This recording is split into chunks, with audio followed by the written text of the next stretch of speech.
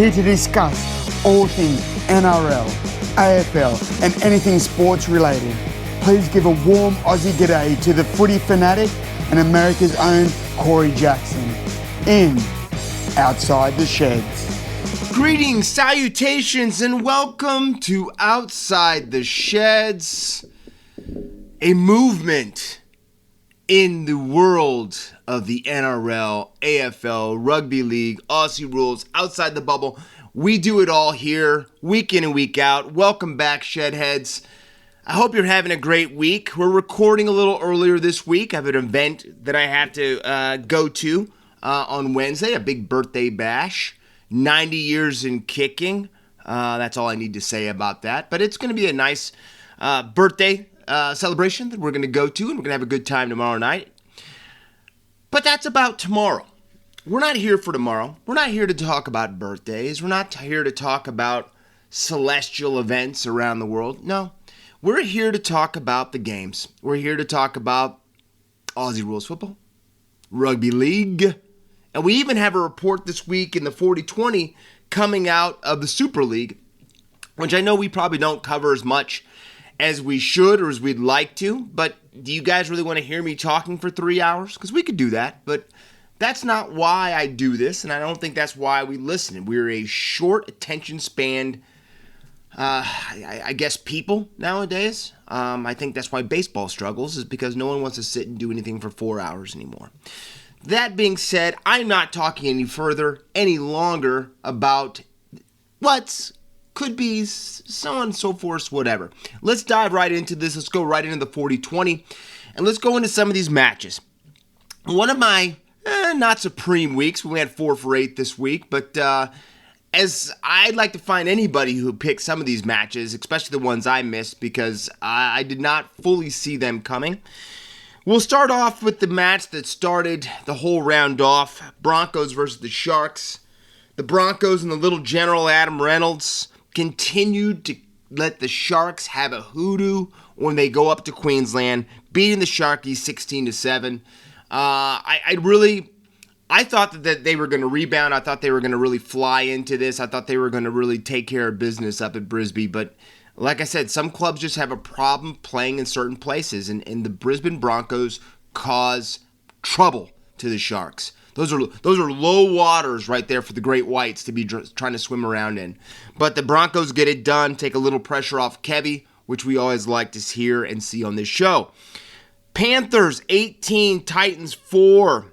The Panthers become the first team in NRL history to start back-to-back seasons 8-0.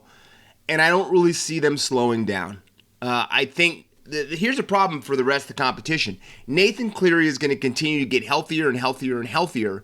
And that does not, how do we say this? That does not rank as something positive for every other team.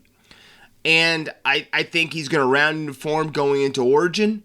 And I think the Panthers are here to fly. I think it's a 2-team race right now, and we'll talk about that a little bit later. Rabbitohs 40, Sea Eagles 22.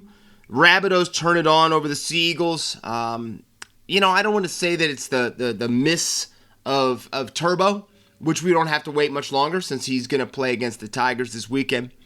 But I just think that it's only a matter of time before South Sydney starts flying and striking on all cylinders.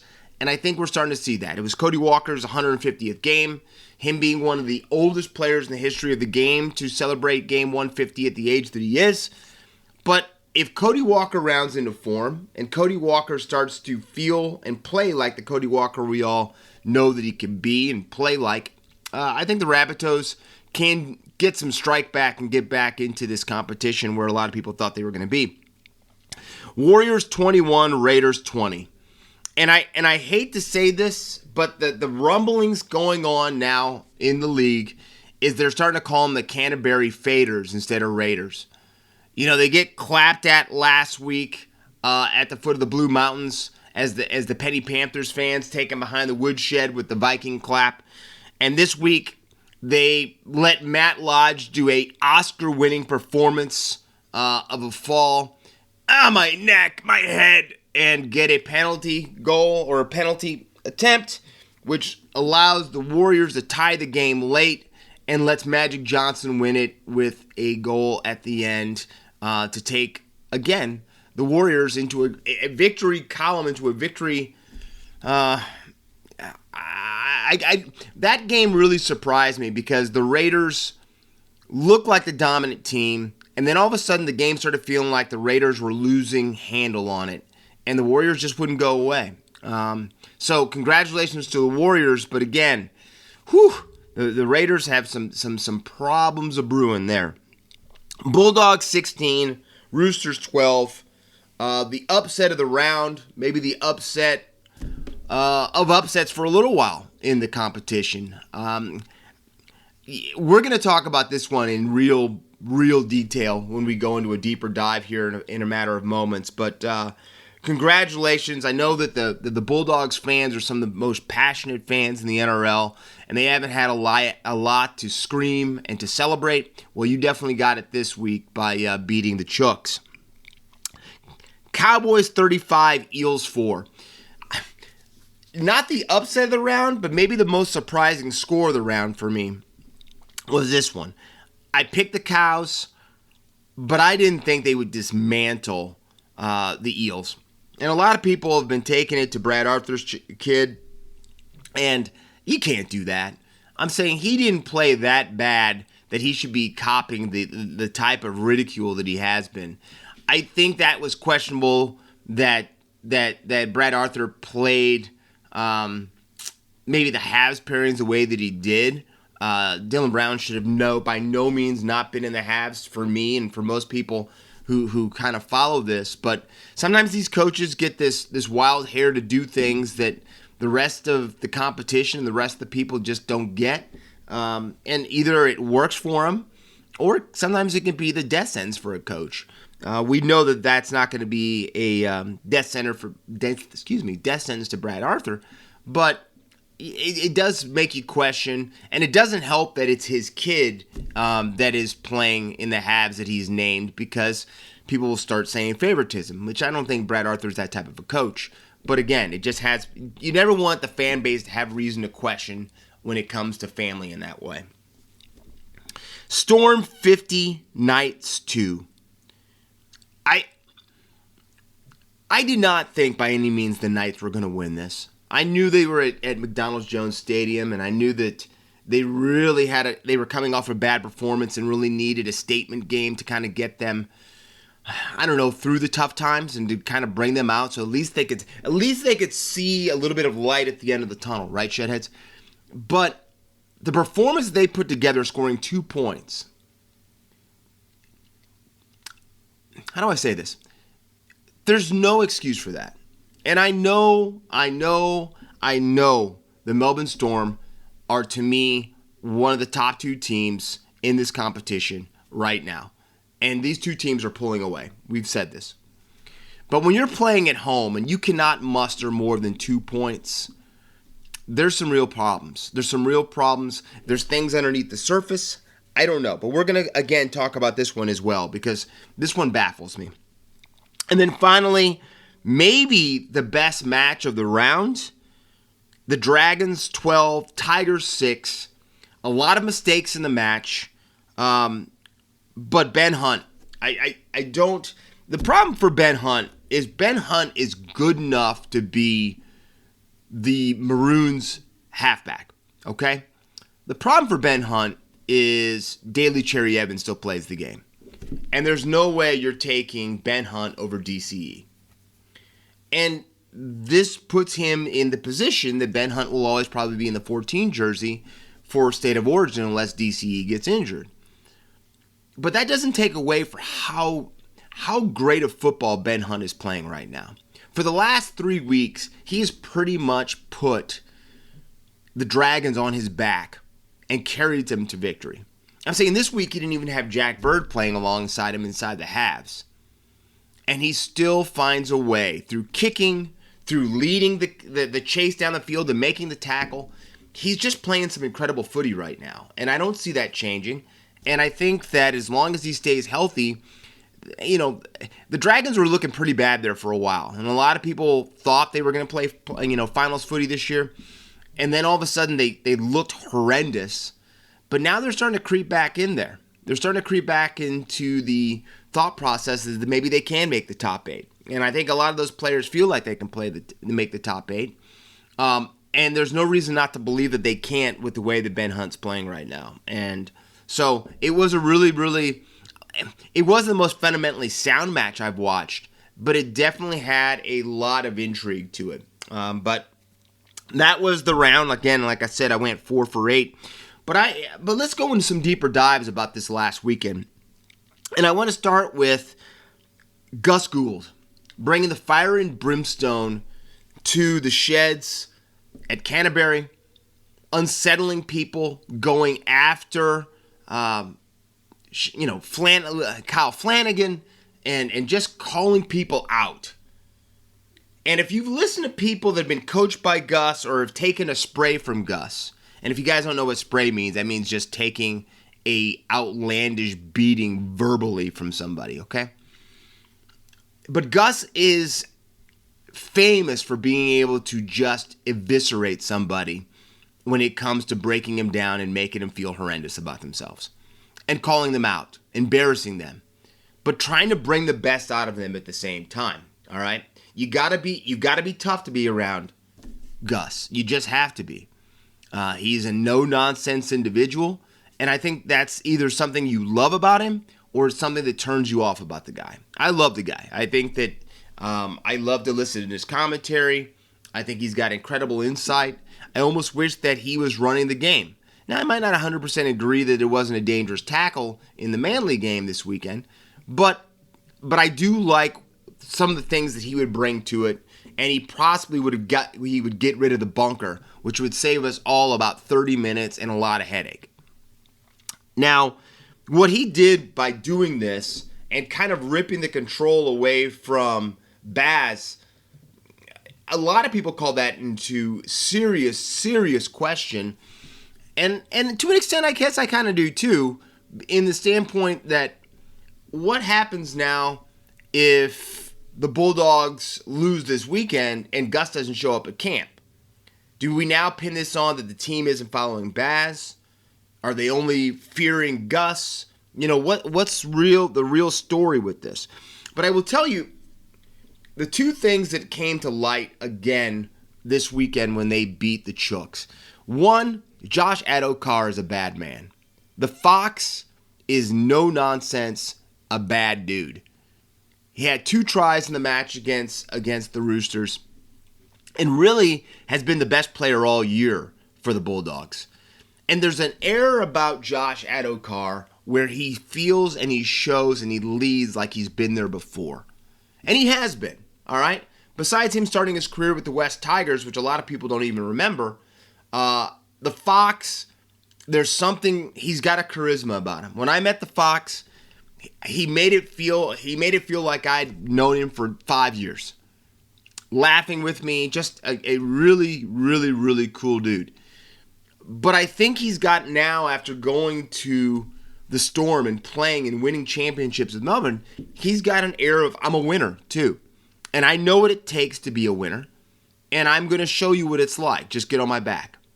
And that's, to me, the brilliance of him. And that's why, without nothing against Jackson, easily Josh Adokar would be my captain of the team. Easily, without thinking twice. He would be named my captain going forward. All right? But the second player that really showed up was Kyle Flanagan. And Kyle's really copped it. I'm saying I don't think he gets along great with Baz. I think him and Baz, I don't know what it is. I don't know if it's because Baz played the position and he wants a certain thing out of his halfback, and maybe he's not expecting his halfback to look like Kyle. I don't know what it is. But it does not feel like they have the warmest of relationships. And you don't have to like your coach always, as long as he brings the best out of you. But I don't know if he's brought the best out of Kyle. And then all of a sudden he gets this huge spray, because the report is that Gus went after Kyle quite a bit in the verbal assault.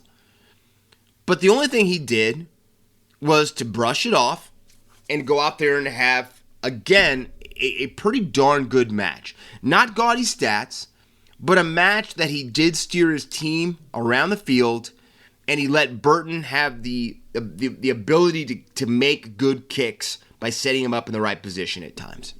All right? And that's what a halfback's job is to do, is to steer your team around. And I really do feel that Kyle Flanagan has really got the short end of the stick quite a bit. I think he'd probably be in the halves right now with Cronulla if his dad wouldn't have got sacked. And then I just don't think that he's got, he goes to the Roosters, and I don't think it worked out well for him there, and it ended bad, and he kind of got jettisoned from there, and he just has not found that place to sit. That's why I thought that if Madge didn't pull off these last two victories and kind of get a little bit of the heat off him, I thought we were going to see Flano taking over for the Tigers, and I thought he'd put a move in to get Kyle over at the West Tigers.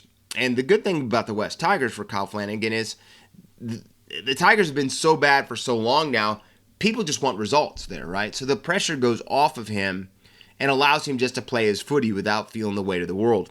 But Kyle Flanagan stepped up, performed well in the halves, and that was something really to be commended, because it's not easy when you take a spray like that to actually bounce back and to play a really, really good match.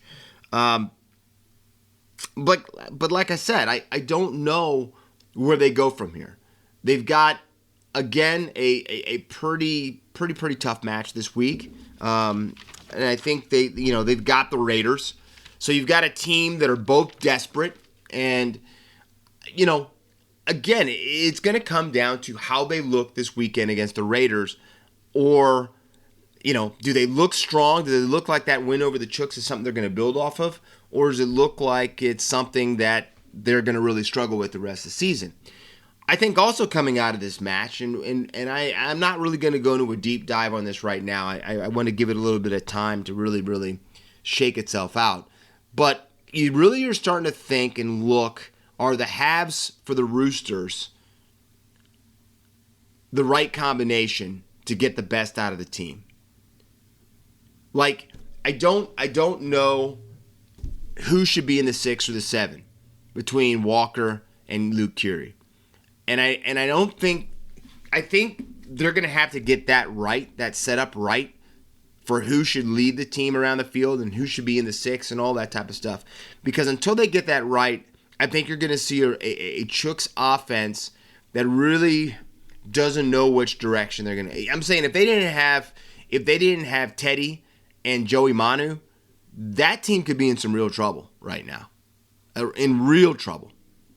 But they have those two players who have been able to kind of pull them to the shore when it looked like they were going to drown a couple times. So we're not going to go into it deep, but I'm going to say this could be a problem on the horizon here if they don't get this together and get it together soon.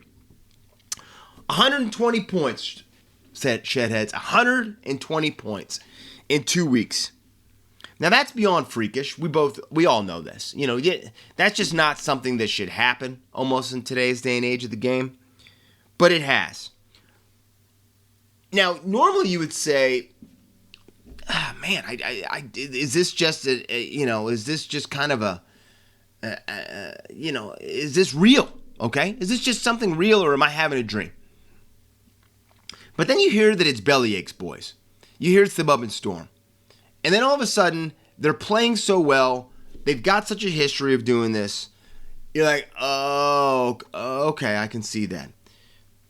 Ryan Papenhuyzen, Cameron Munster are in strike form. Munster's in the best shape of his life right now. Papenhuyzen seems like the fog is 100% gone in his concussions. And he is playing some incredible footy. Now, I don't know if he can get a concussion with that helmet head he's got, that Joe Dirt he's got on top of his head. But either way, the guy is playing incredible footy. He might blind somebody with that rat tail smacking him in the face as if they try to catch him from behind. But he's an informed fullback right now. I'm saying if it wasn't for James Tedesco, you would have to say that Ryan Papenhuyzen is the favorite to be the Blues fullback for Origin. Cameron Munster, right now, playing for a contract. No one knows where that's going to be at. but he looks like he's having an incredible time, one. He looks faster. His quick twitch muscles are moving and exploding like we haven't seen. Probably because he hasn't chased those down with any, triple X golds. But, or 4X. I'm sorry, all my friends up in Queensland. 4X gold. 4X. But he's playing incredible football. And that's not going to change. And as long as both those two stay healthy, it sets up for an incredible match in Magic Round against the Panthers. One that I think all of us in the rugby league world are crossing our fingers that no one hits a stumble in the road this weekend, so we can have that matchup on Saturday night up at Suncorp. But then you have Harry Grant, and Harry Grant, there was the big Brandon Smith, Harry Grant, who should be the hooker, who should be the dummy half of the team, and then Harry Grant gets injured, and Brandon Smith, wins, hooker of the year. The thing about it is this: he's gone. Brandon Smith is going to be a Rooster next year. But the Melbourne Storm knew the player they had with Harry Grant, because when the Tigers were trying to kind of hedge the bet to see if they could get Harry Grant to stay there and to be their hooker of the future, the Storm said, no way in hell. He's coming back home, and that's just how that is. And Harry Grant also knows that he wants to play for championships, and right now the West Tigers are nowhere close to that. But Harry Grant is probably the in-form number 9 in the competition right now. He's probably the best best dummy half in the competition.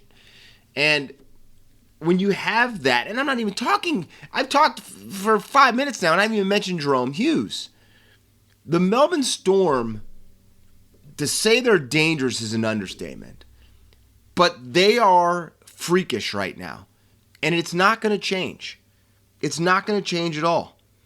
They were a Category 5 hurricane hitting Newcastle this last weekend. And you almost felt bad for the Newcastle Knights. I don't know if I've seen... Okay, Madge has been pretty bad recently.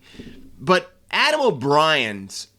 The clips of Adam O'Brien in the press box having to go through the match that he had to watch of his team out on the field.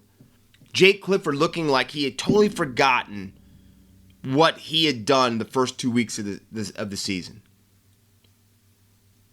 A lot of people didn't believe in Adam Clune to be the halfback, but he's produced.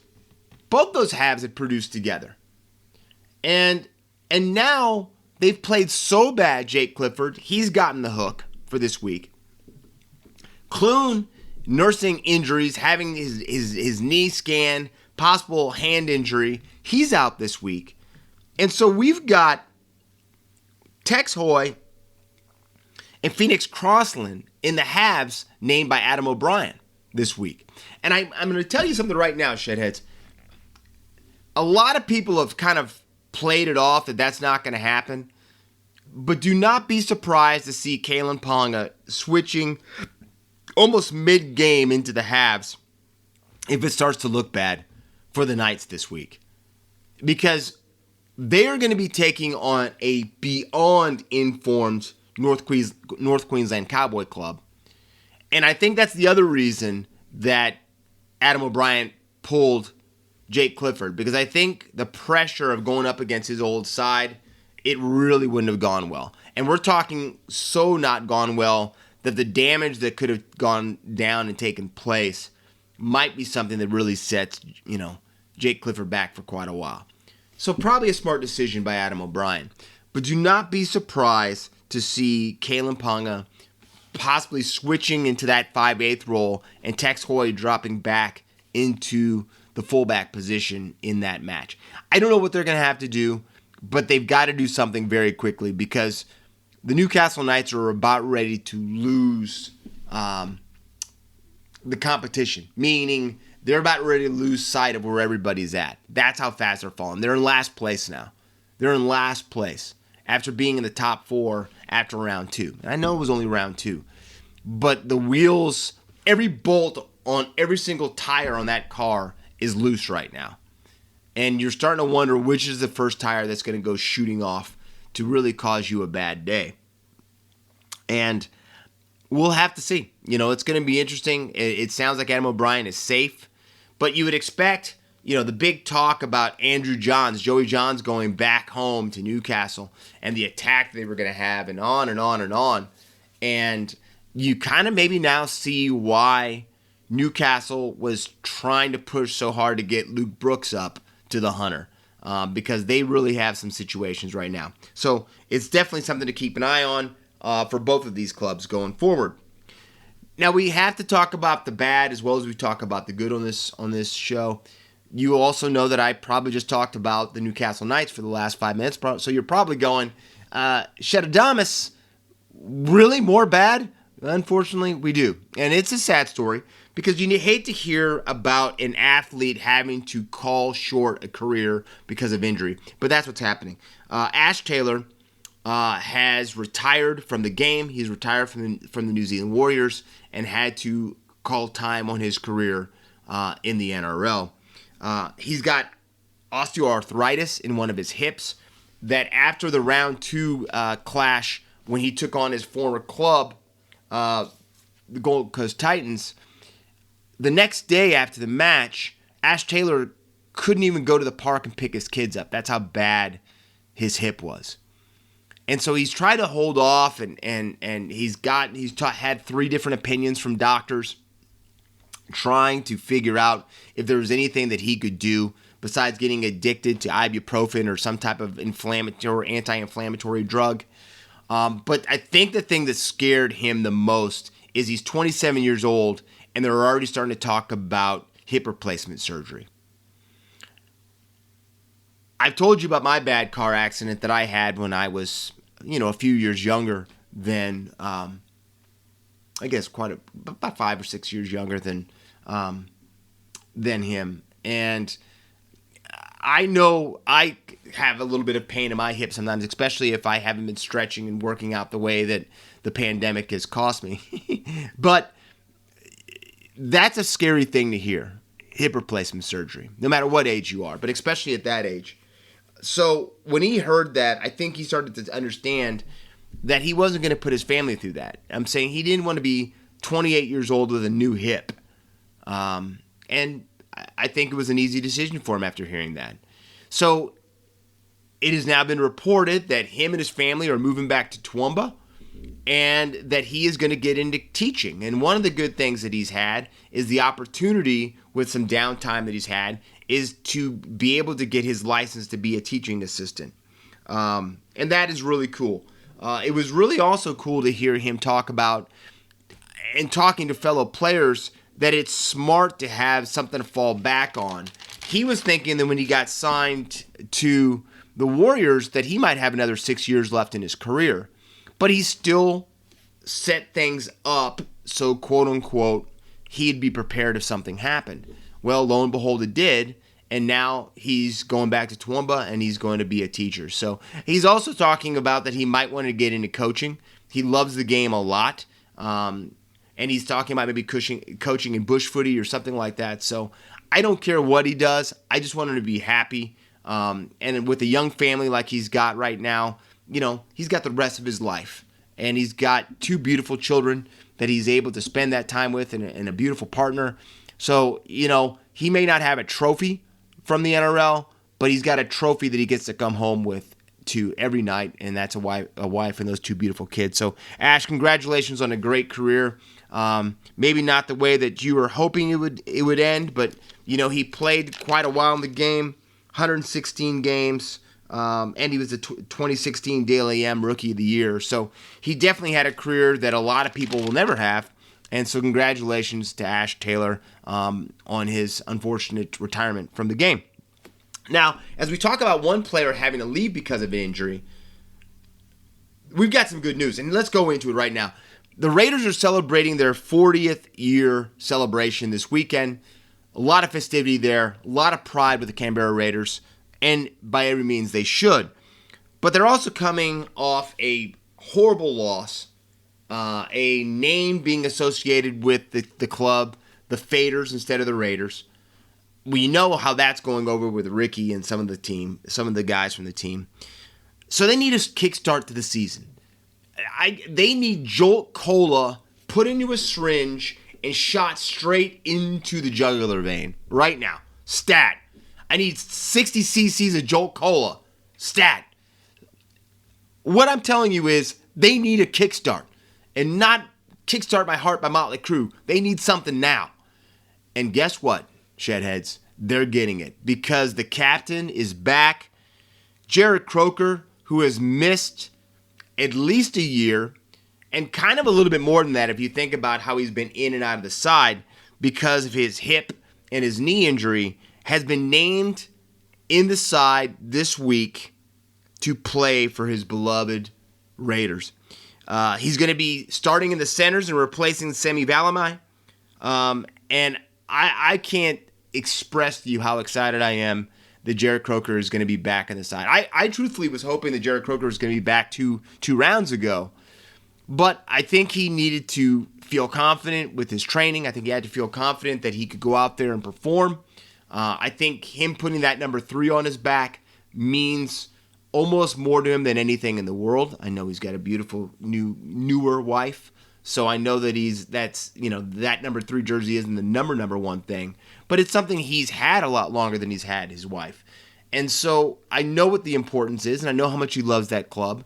And I think none of us know how long we have. Look at Ash Taylor. He by no means thought that he was going to be out of the game already. So Jared Croker, I'm going to say this on this show. I am praying that he has an incredible game this weekend. I'm not saying yet if I think they're going to win or lose, but I just want him to have a straight cracker of a game where when he comes off the pitch, comes off the field at the end, he feels like he is back. And that he's ready to attack the rest of the season. So that is really good news. Also, Chance Nickel-Klokstad is going to be back in the number 1 jersey, and they're moving Jordan Rapana to the wing. So Ricky's making some huge moves, trying to get something going. The one drawback the Raiders are going to have is that Jack Whiten is not going to be in the side because of his suspension. But hopefully that emotion, and they say that emotion around the team has been high after Jared has been named back with the side. So who knows what this is going to mean, what this is going to lead to, but I think they can only go up from here right now for the Canterbury Raiders, and I think they're going to do well. I really do think that inclusion could be the kickstart they need.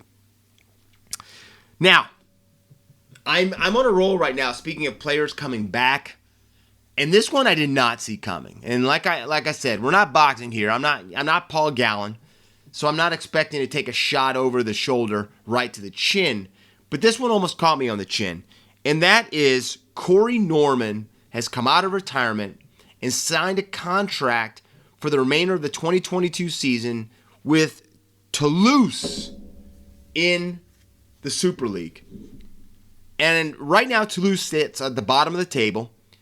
And I really think that they are looking for a guy that can come in there, play multiple positions, and really provide a strike. Now, what I think catches a lot of people off is that Corey Norman said he has nothing else to prove. He's happy with his decision to retire and to move away from rugby league, but maybe not as much as he thought he was going to have, because he has signed to come back there and play with a club and to get back into his profession of rugby league.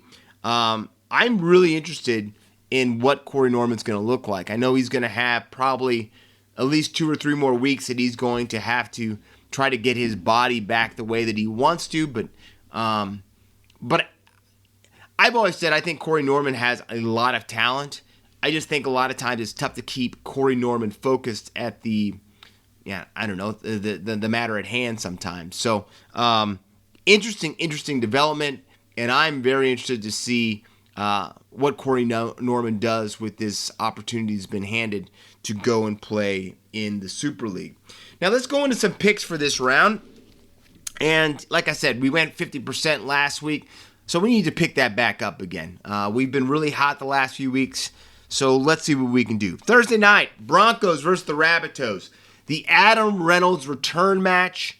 Adam Reynolds coming back home, back to Sydney, back to where it all started, and able to take on his beloved Rabbitohs.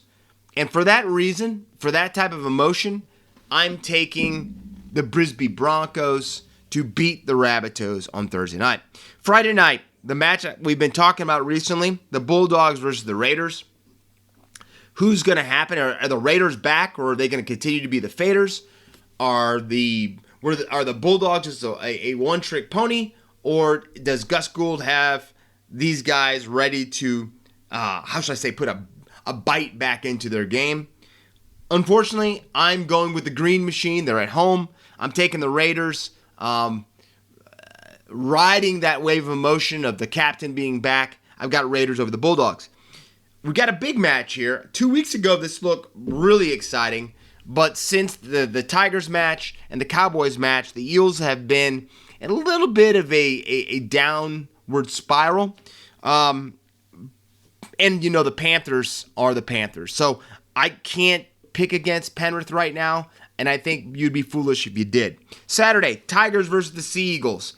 Some people want this to be a grudge match between Jackson Hastings and DCE after the fallout that happened when Hastings was with Manly and things went bad, and pretty much helped be the final nail in his coffin to get him sent out of the NRL the first time. DCE has downplayed all of that, but with Turbo back, it's going to be tough for me to bet against the Sea Eagles, and I'm taking Manly over the Tigers. Then we have the Titans versus the Roosters. A Titans team that played pretty darn well against Penrith last week, against a Roosters club that really don't seem like they know which direction they're going in. And I know they do because Robbo is still their coach, but they just have not looked like the Chooks that we're used to seeing. Well, what better time to get back? I'm taking the Roosters over the Titans. Saturday night, Knights versus the Cowboys. I don't have to go long with this. I only have to say Hoy and Crossland. Give me the Cows. Dragons versus the Storm. You've got the 120-point kid, whatever you want to say, against the hot St. George Illawarra Dragons and Benny Hunt. I really wanted to pick the Dragons in this, but there's no way I can take a team besides the Storm right now. Next week could change at Magic Round, but for the time being, I'm taking the Storm all the way. And then Sunday, Warriors against the Sharks.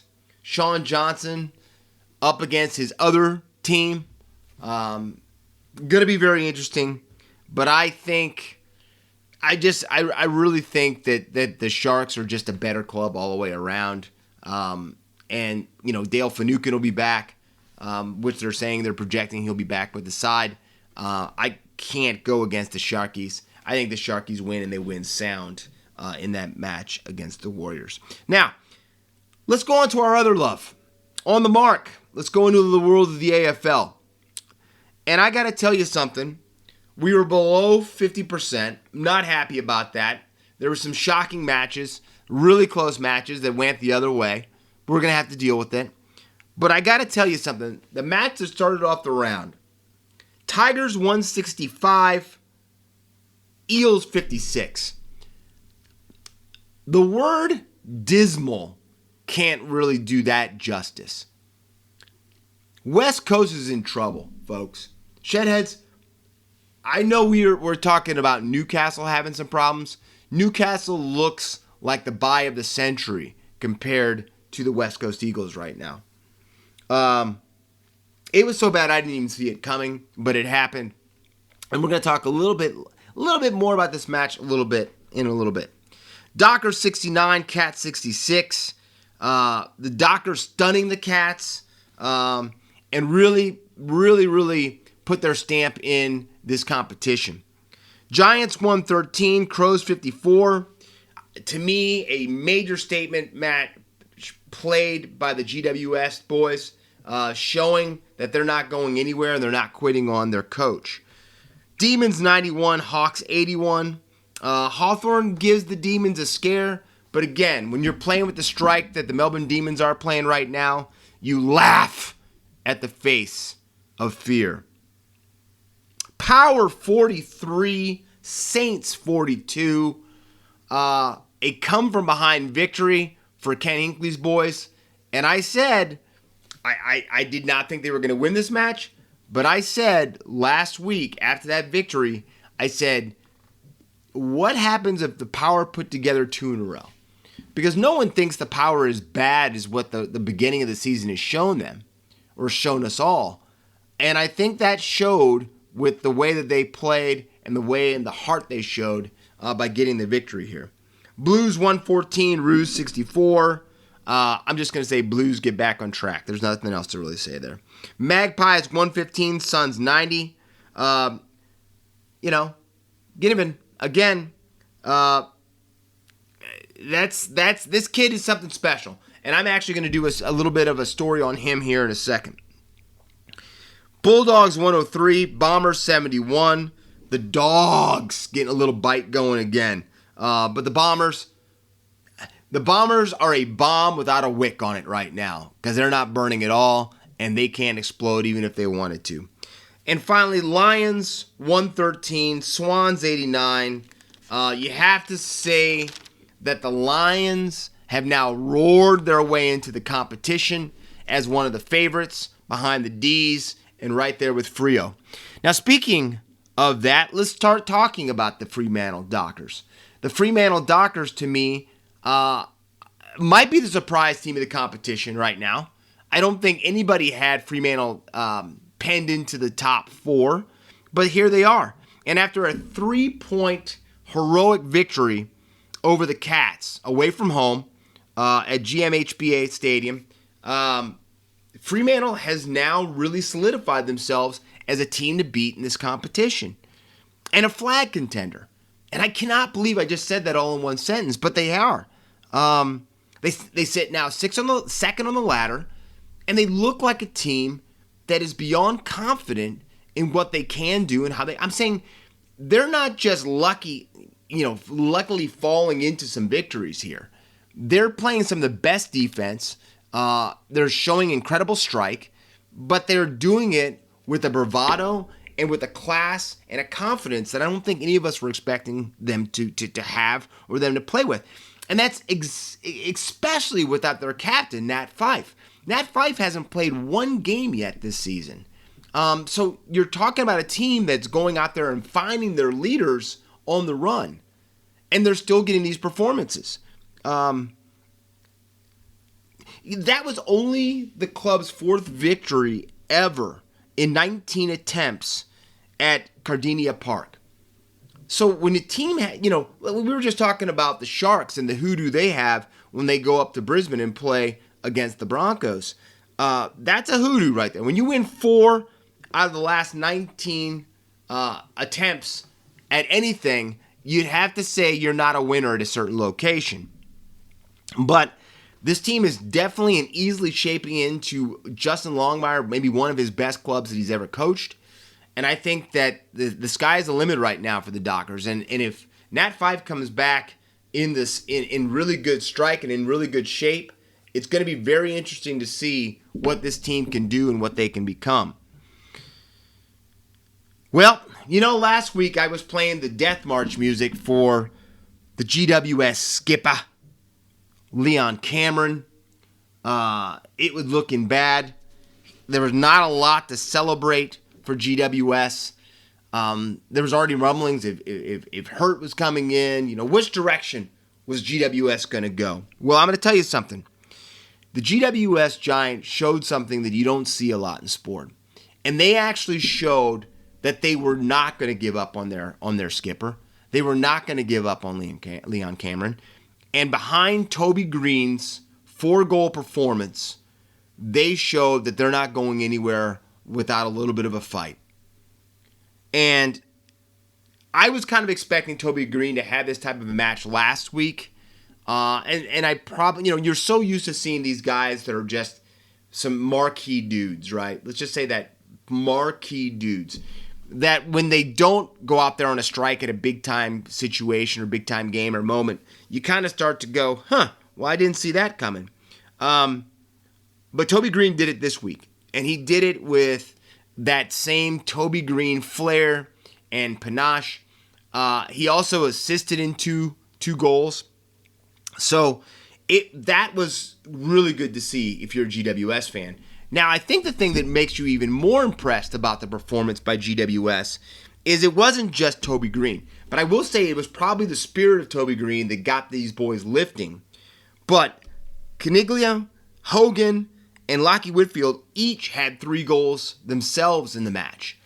And that, to me, is a wow moment. Because when you get the co-captain playing well, and we know that the player that a lot of people think and expect, Hogan to be, even though he hasn't probably lived up to what a lot of people thought Jesse Hogan was going to be, you just wonder. You wonder if this team could catch some fire right now, if they could get a little bit of confidence built up.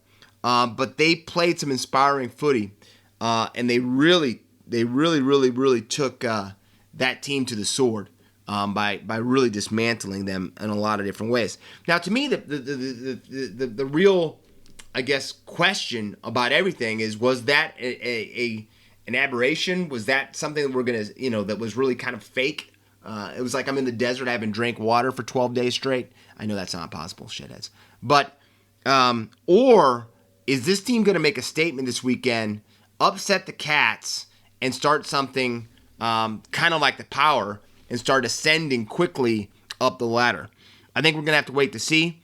But I think they have the pieces to really do some damage and to get back into this thing. Now, Shedheads, I'm going to tell you something. You know a lot about your Shedadamas. You know my likes, my dislikes, my loves, my not loves, all that stuff, right? Well, you might not know this. I haven't talked about it much, but I love cult heroes. I love cult heroes. To me, a cult hero, Eric Cantona, Manchester United. Cult hero. Let me think of another cult hero so you guys can. Benji Marshall, West Tigers, cult hero. Every club probably has a cult hero. And if that's your club, you probably know who it is. But I love to watch when a cult hero comes onto the grand stage. When they become somebody that goes from nobody knows who they are 2 weeks ago to him or her being a household name 2 weeks after no one knowing they were there. And we've got this story developing. We've got this moment happening in front of our eyes right now. It's going on at Collingwood, and the young man's name is Jack Ginnivan. Ginnivan, I will tell you something. This guy, I'm not even a Magpie supporter. I have nothing against Collingwood. I think that they've really dropped the ball in the way that they've done some players who may not look like everybody at the club, if you know what I mean. And I think that has no place in the game. But Collingwood has a long, proud history. Like I said, a tainted one right now with some things that have happened. But they've had some famous players before in the past. Swan and, Buckley. Just naming a couple right there, right?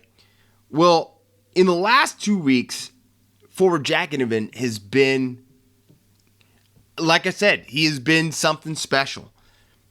He's kicked 8 goals, been awarded the Anzac Medal, followed that up with a possible goal of the year in his 3-goal performance from last weekend against the Suns.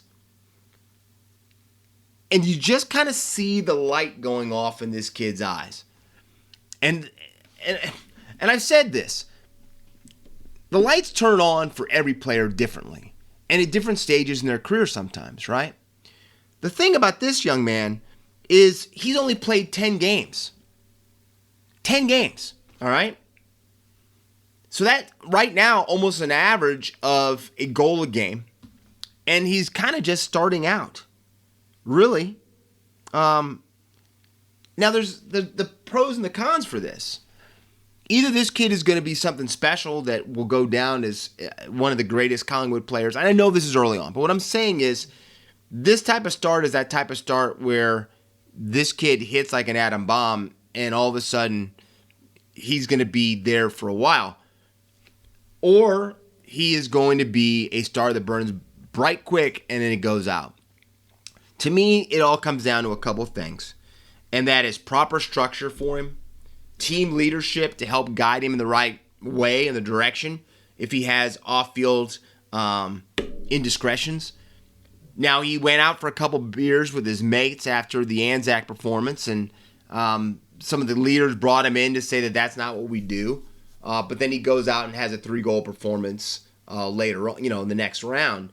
But I just hope that this young man's star keeps ascending and burning bright and isn't a quick fire, flash in the pan thing. Because even if it is, he's already achieved that cult hero status for the last 2 weeks that he's done. But hopefully we see that peroxide blonde hair running up and down the field for Collingwood for quite a while, and he only gets stronger and better and more confident. Now, the team that Collingwood faced this weekend is one of their arch rivals, and that is the Richmond Tigers. The Yellow and Black haven't had a lot to cheer about this season. They've lost. They're 2-4 right now. They're sitting in 12th. Trent Cotchin hasn't played every game, and now you come with the performance of Dustin Martin, stepping away from the club after round 1.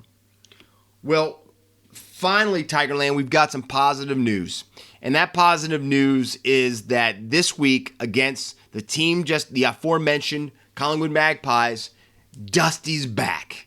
Dustin Martin is expected to run out on the field for the Tigers in the key pivotal matchup against their, I don't want to say beloved rivals, but their most despised rivals possibly in Collingwood. I don't know. Reports out of Tigerland is that Dusty's been training well, that he's been in good spirits, that he's happy to be back around the boys. But I think the only way we fully know how sound Dusty is the performance he puts in. And no one expects him to kick 4 or 5 goals his first match back, but that he gets to be the Dustin Martin a lot of us think and know that he can be. And it's going to take a lot of mental fortitude to get through this and to get there. But again, I've watched Dusty do some incredible things. There's a reason that he is probably my favorite AFL player. So I'm interested to see how he comes off of this, especially after the talk that we've had plenty of times on this show about my childhood and about some of the losses I had and how it affected me. So welcome back, Dusty. Hoping to see you on the field this weekend against Collingwood. And my God, what a head-to-head we've got. Ginnivan and Martin. Going to be some good stuff. Now, let's get over to some picks. Like I said, we were under 50%. We don't accept that here on Outside the Sheds. Your Shedadamas expects a lot from himself. And one of the things he expects to do is to win. So let's get these picks going. Friday, Bulldogs versus the Power.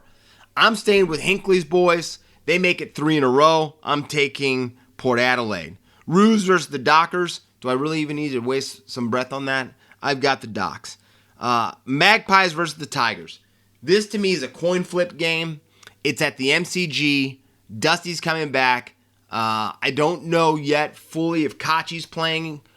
He was rested, so hopefully he's doing well and that he's out with the side.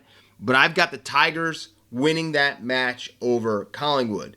Then we've got the Suns and the Swans. After their loss to the Lions this last week, I think the Swans are going to come back and have a point to prove. And unfortunately for the Suns, they are laying on the road, and there's a 18-wheeler barreling down on them. And I think that 18-wheeler is going to be wearing red and white. Saturday, Cats versus the Giants. I'm going to go with the upset to me of the round. I'm taking GWS upsetting the Cats, and to get this party rolling behind Toby Green and the boys. Then we've got Hawks versus the Bombers, another match. Again, do I really need to say much? We're taking the Hawks. Eagles versus the Lions. This used to be considered a big-time tussle, a big rivalry, but I don't think it'll even be close this week. I've got the Lions. Saints versus the Demons. I'm not doing it anymore, shitheads. I get caught trying to think and pick the big upset, right? And I get burned more than I should. So I'm not doing it. I'm taking the informed club. I'm taking the Demons over the Saints. And then Sunday, Crows versus the Blues. A Crows club that has a lot to prove after this last round. But I think the Blues are the better team. And I'm taking Carlton to get the victory.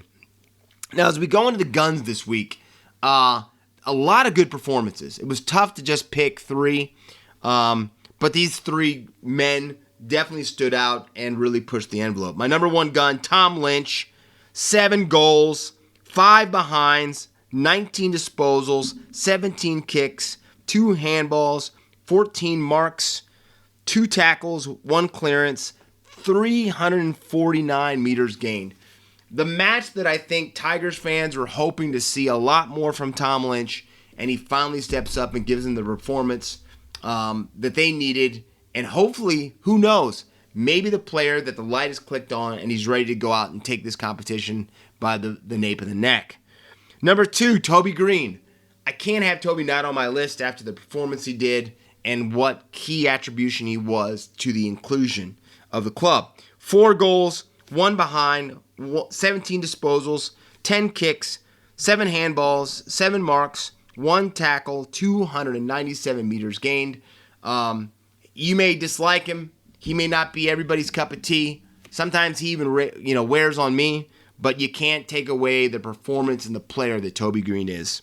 And then finally, this player right now has been fascinating, and I've enjoyed watching him. My number 3 is Xavier Coates, a player that really looked like he didn't know his way or his direction playing up in Brisbane. You get him out of that environment, that element. You take him down to Melbourne, and this guy, the light isn't fully even on up there yet, but he's starting to understand that he can be a superhero, and that he could be a superhero definitely for a few years.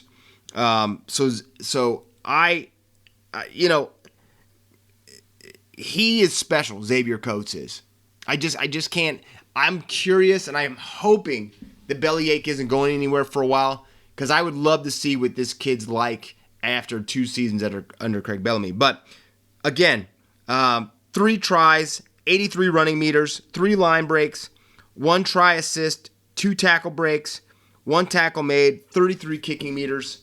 And again, he kind of has that sensation when I watch him. He's kind of like a teenage deer that is about ready to grow his full antlers. And I think when he grows his full antlers, he could be one of those players, again, coming out of Melbourne, that is one of the toughest players to play against.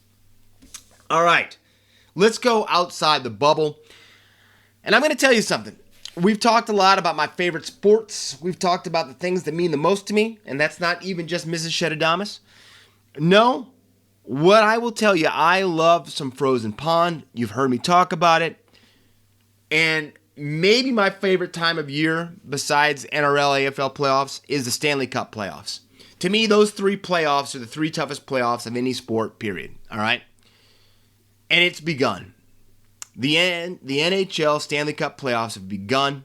What you have to do to win that award, I don't think any other club is more difficult. Any other sport is more difficult. Because we're talking 7-game series. And it just, what you have to sacrifice to go through all 4 rounds and lift that cup, it may not be, again, a sport that's tougher to pull off that accomplishment. Especially with how the body gets through it, because nobody gets through that competition without being hurt in some way. That being said, there's 4 main series for me to watch in this first round of the playoffs. My number 1 happened last night, and my number 3 happened last night. My number 1 is Tampa versus Toronto. This series is going to be violent. This series is going to be hard-hitting. There's already a suspension about ready to come down for a player that did a dangerous hit from behind. This series is going to be one that I think we're going to talk about for a long time after these playoffs are over with. But Toronto got game 1 last night at home over Tampa. So game 2 is going to be really, really key. But that is easily my number 1 series in the first round. Then my number 2 is Carolina versus Nashville, which kicks off this evening. You got the high-flying Colorado Avalanche. You have to understand the New Jersey Devils used to be the Colorado Rockies. And now they're the New Jersey Devils, and the Colorado Rockies is the baseball club. But the Avs the Colorado Avalanche against Nashville. You got the high-flying Avs against a defensive stalwart in the Nashville Predators. I think it sets up for some really, really demanding hockey, and it's going to be interesting to see whose system rides out on top. We all know that that Colorado probably has the strike team of the competition with what they can do, but I think that you've got a Nashville team that knows they don't have those type of all-stars, and they're just going to come out there and play the most physical, demanding, hard-hitting series they can take towards Colorado. And I'm so eager to watch that series. Number 3, a playoff matchup that has not happened since 1992. The Edmonton Oilers versus the LA Kings. They're rooted in history. Both of them had the great one play for them, Wayne Gretzky. And last night, 4-3 victory for the LA Kings. Kind of an upset. The Edmonton Oilers had won 14 out of the last 15 at home. They were 14-0-1 because that one was a tie. So this is going to be something. Sometimes you have to have a team win a game that you don't expect them to, or that you almost don't want them to get that series you're looking for. And now with the Kings up 1-0, it's going to be very interesting to me to see how this plays off, because now we're probably talking a 6 or 7 game series, and Game 7 in the NHL, there's nothing like it. So, and then the final series, Rangers versus the Penguins. Not a fan of either team, but I am a fan of Ryan Reeves that plays for the Rangers, and I'm a fan of the Rangers coach who used to be the Vegas Golden Knights coach. So this is going to be a very, very key series. I'm going to tell you something right now. A lot of people don't see it this way. I think the Rangers handle Pittsburgh in 5 games. I think they take out Pittsburgh in 5 games. So, going to be very interesting, but I've got the Raiders marching on into the playoffs.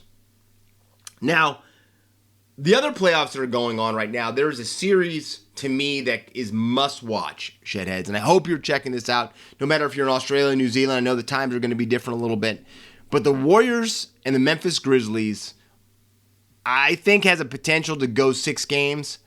I think Golden State will win the series, but after the basketball I watched 2 nights ago, Draymond getting thrown out, Clay having one of his worst games he's had since he's come back, but somehow still Golden State found a way to beat Ja Morant in Memphis. I think it is probably the most key victory in all the playoffs up to this point. But they stole one. And a young team like Memphis can't have a team with the history of Golden State. They can't let them steal games like that, because the games they should win, then they will win. So to me, that is going to be barn-burning stuff. You're going to have highlight reel after highlight reel after highlight reel. And I think that it's going to be something that's going to stick with us for a very, very long time. So if you get a chance, check out that series. Right after I get done recording this show, I'm going to go lock into it right now, because I think it's playing right now downstairs. And then finally, to me, of all the stories that I've said this week, the number one feel-good story, and I might not top this one for a while, Shedheads. You can see by my enthusiasm, you can see by my excitement, this is a cool story, this is a meaningful story, and hell yes it is. And that is Lester Wright. And you guys are like, what is he talking? Who? Lester Wright. Lester Wright is a special man. Lester Wright did something maybe none of us will do. Maybe 1% of us will ever do. Maybe the top tier athlete that you're thinking of right now could not do this. Lester Wright ran the Penn relays. Okay? And you're like, okay, he ran. He ran the 100-meter dash at the Penn relays. The guy's a legend. And again, you're saying, Shedadamas, what the heck are you getting at?